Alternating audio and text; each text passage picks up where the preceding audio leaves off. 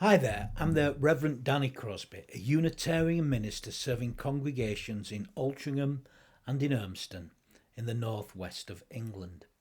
And I offer this devotion as a balm for the heart, for the mind, for the spirit, and for the soul. And it's titled Dedication. It's what you give your heart to.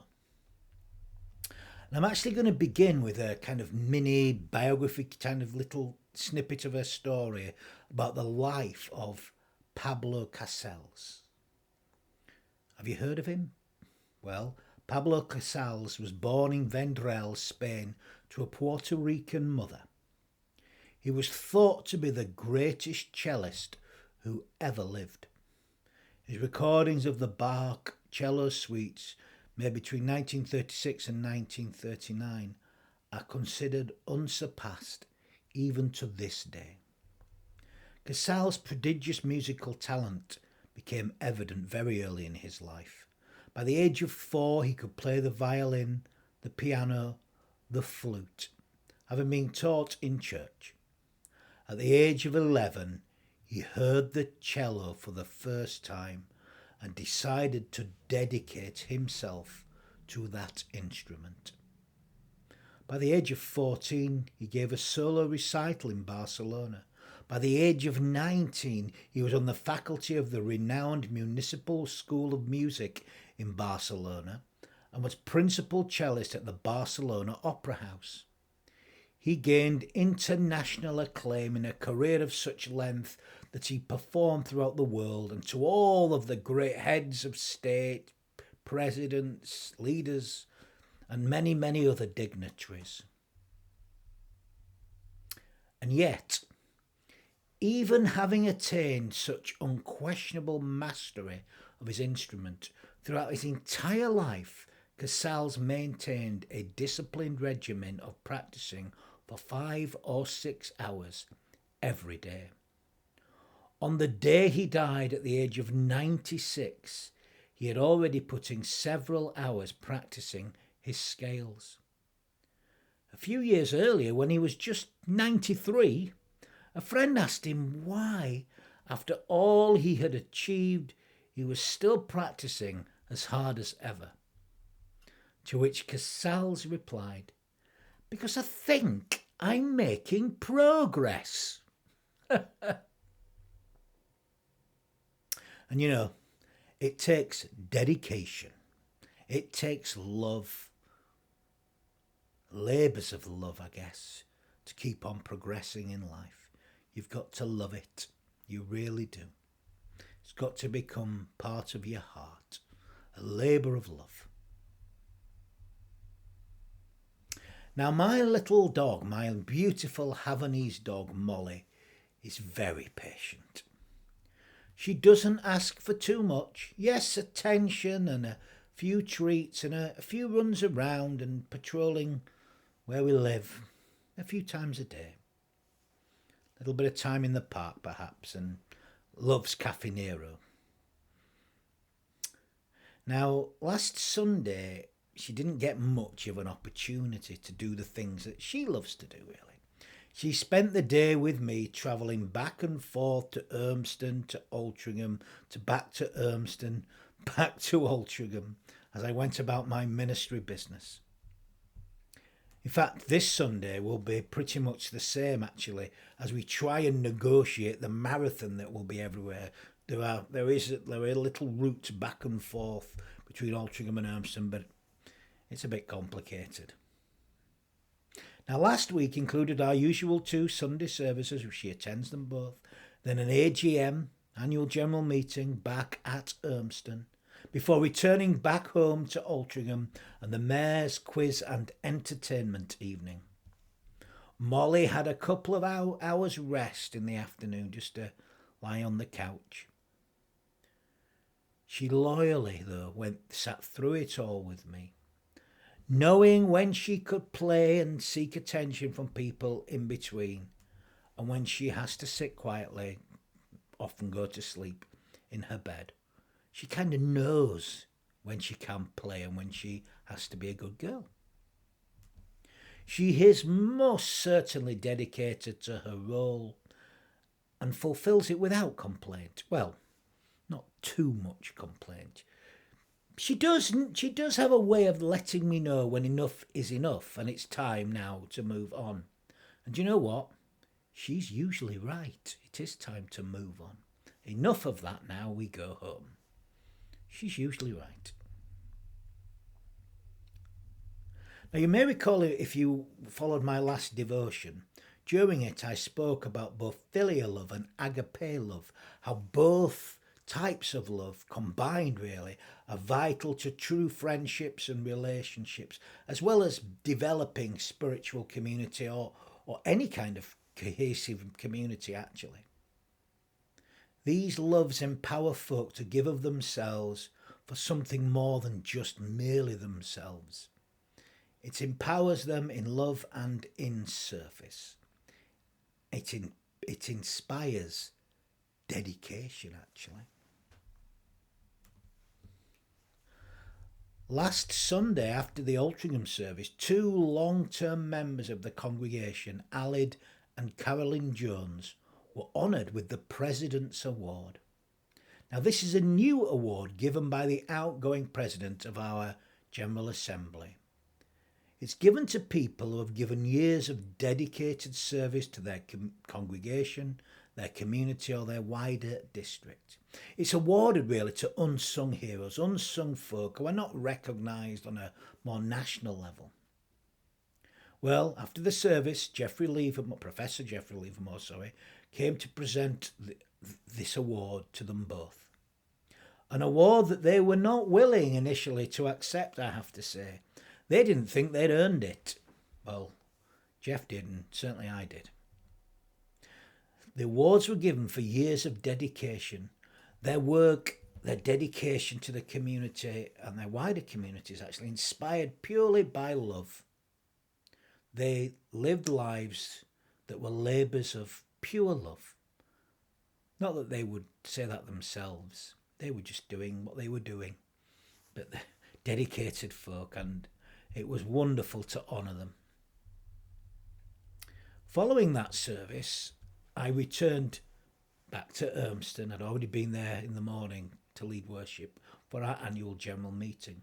An important meeting, really vitally important at this time, as we explored ways to move forward as a congregation, having to adjust to changes. It was attended by people with a spirit of loving dedication for the community. At the end of the meeting, which went very well actually, we discussed what we would do to dedicate something in the memory of Derek Brown, who had served the congregation with love, loyalty and humour, wonderful humour. Just a delightful man. He'd done so for decades. He was the heart and soul of the community in so many ways, and now that he is gone, there's a great big hole that's been left behind. He had initially taken on the role after his father-in-law Robert became too ill to do so, and he could not have been more dedicated. He also loved Molly and would sit with her every Sunday. We have a lovely picture of them sat together actually. We might put it up in the hall. We decided that we would dedicate our school hall to Derek and name it the Derek Brown Memorial Hall. It seems a fitting tribute to a man who had lovingly laboured for the community for several decades now. An example of loving dedication for all of us to follow. It seems right. I'm so pleased that they came up with that, not me, by the way. The folk in the congregation, it was their choice. That's what they wanted to do. A labour of love. And I love serving both the communities, in fact, the wider communities I serve. I feel like I've fallen in love in a deeper way, actually, in recent months, after a difficult year or two, actually, if I'm honest. This work is a labour of love. And what I love the most is that the folk I serve don't expect perfection from me, their minister, or from one another, actually. As I so often, as we all so often say, we are the church, or we are the chapel, we are the community where everything goes wrong.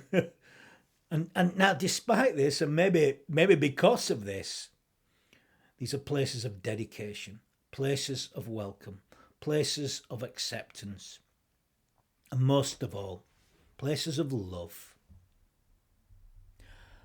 People are sometimes a little surprised by the informality. And I know that they feel the warmth and friendliness. I hope they do. Well, they do so often. I will never forget something that Margaret Derbyshire, a member from the Urmston community who died sadly a few years ago, what she once said to me. She'd been coming to the church for a couple of years at this point, and after one Sunday service, she smiled at me and said, "Danny, this is a church like no other I have ever been to. But I like it, and it's how a church should be." Unbelievable, really. I will never forget it. She came to Queen's Road, her and her husband at the time, almost by mistake, really, by accident. They'd moved back to the area and gone to other places first, but they didn't feel warm, they didn't feel welcomed, really. But as soon as she walked here and felt the loving warmth and acceptance of the community, she fell in love with the place. She's not the first, and I hope she won't be the last to do so. We're far from perfect, but there's something beautiful in that. She stayed because, as she said, it was what she'd been looking for all of her life. And she found it just at the end of her life. Nothing works perfectly in the communities. Something always seems to go wrong. I don't think we've ever had a Sunday where everything has gone smoothly, or we've not had some seeming disaster at some point in the week, something going wrong. Something went wrong today, actually, which I've been trying to sort out with the loving help of others. We are perfectly imperfect communities. Now, the things we get wrong, our mistakes, aren't the most important parts of us, though. What matters more is what is at the heart of us. What matters the most is kindness and compassion. And it's something I witness and have continued to witness more and more as the years have gone by. I've felt it so powerfully in recent months as both congregations have struggled with real challenges. And yet we've somehow found ways through. We've somehow found solutions and acceptance. Solutions and acceptance born from love and dedication. And it's touched me deeply. It's touched me deeply in the places that really count. Like I say, I feel like I'm falling in love again on a deeper level. And you have to do, you know. Relationships are like this, aren't they? And I think it's the same for the minister and the people that they serve. There is such a deep, deep love and a deep, deep dedication in these two communities. People show their love by blessing with their presence. They are made holy by becoming sanctified by loving dedication. I see loving action, love alive in common humanity, love in tangible form. Here's a little verse on that, actually, by Susan Carlson. Love in Tangible Form by Susan Carlson. Looking at the overflowing cup, seeing from another perspective, witnessing life in all its fullness, we share from a place of hope and dedication and put our love into tangible form. As I mentioned earlier, Derek Brown took on the responsibility of becoming chairman at Queen's Road after his father-in-law Robert became too ill to continue.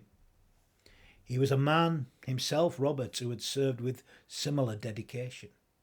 He also played the organ there for many, many years. Above the organ is a plaque dedicated to Robert Haslam. The plaque reads, "A labour of love." And it seems appropriate. Such dedication is certainly done from love. It's similar with our current young organist, actually. He seems to be becoming more and more dedicated. Maybe he's falling in love with the job and with us too. I think he is slowly, as we are he. Now, the phrase labour of love is one of those interesting ones. I think I first became aware of it back in the late 1980s and by a song by the Scottish group Hue and Cry. Those old enough will remember them. I'm gonna work up my labour of love, got the fight for the right to get into my whole heart, work up my labour of love. Do you remember it? Maybe. Sorry about that, I just couldn't resist. But the phrase comes from translations of the King James version of the Bible. Language no doubt influenced by Shakespeare's Love's Labour Lost. Although the phrase isn't there in the play. But the phrase is found in this version of the Bible, actually, in two verses in Thessalonians and Hebrews. And it's the verse in Hebrews 6, verse 10, that really speaks to me about this, actually. For the letter in the letter.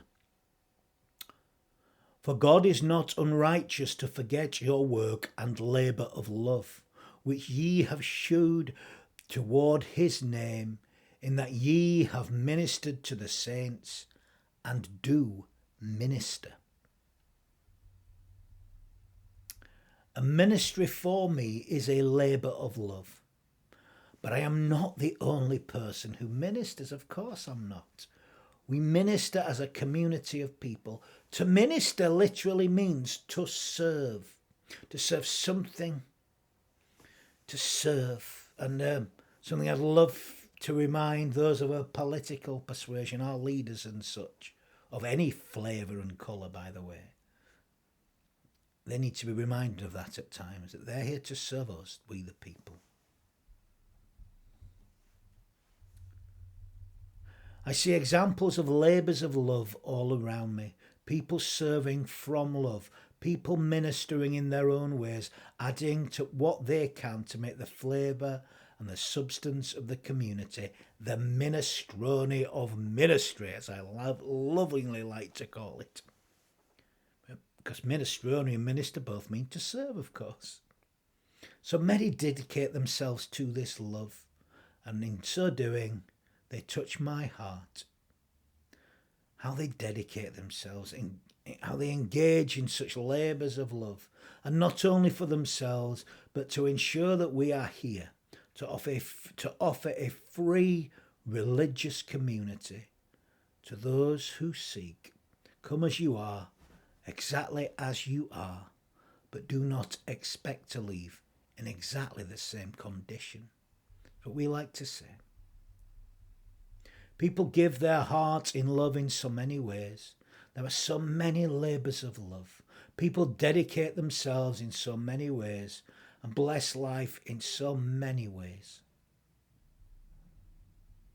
And dedication, of course, is how we show our love through blessings the lives we touch and the places that we visit with our loving presence. Places are made holy when we sanctify them with loving dedication. Interesting word, dedication. You were expecting this, weren't you? Of course you were. This is what Danny always does.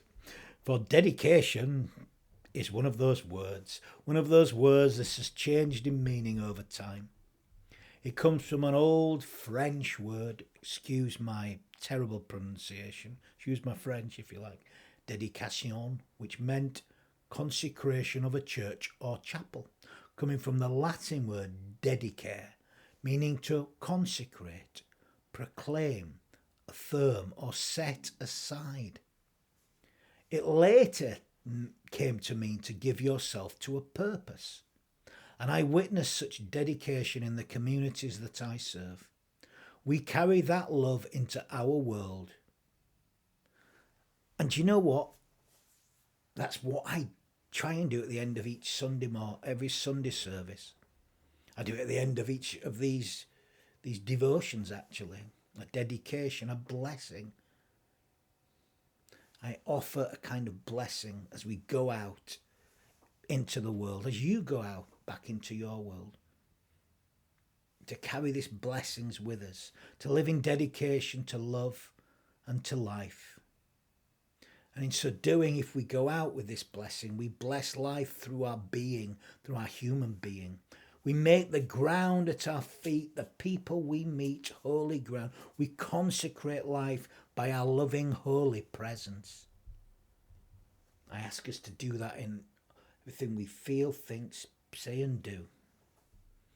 To bless life with our loving presence. To dedicate ourselves to this life.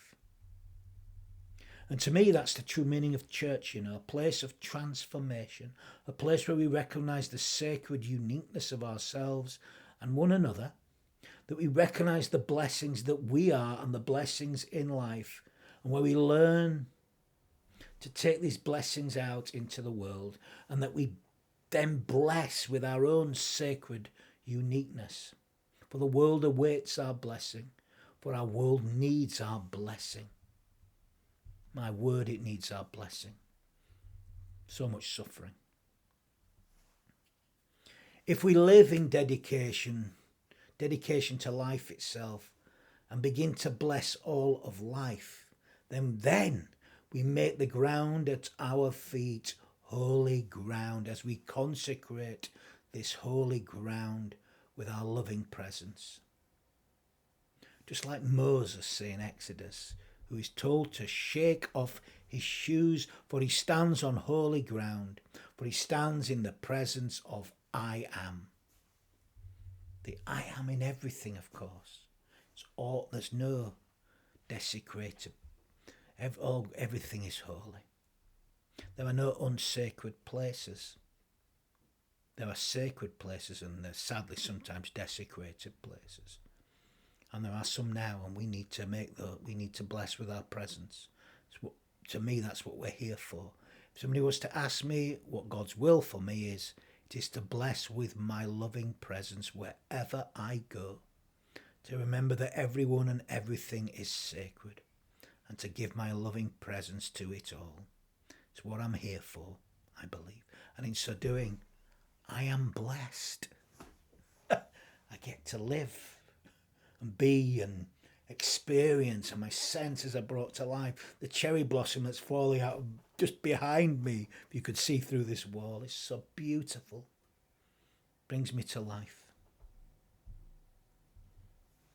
It's what we're here for, to remind one another what we're here for.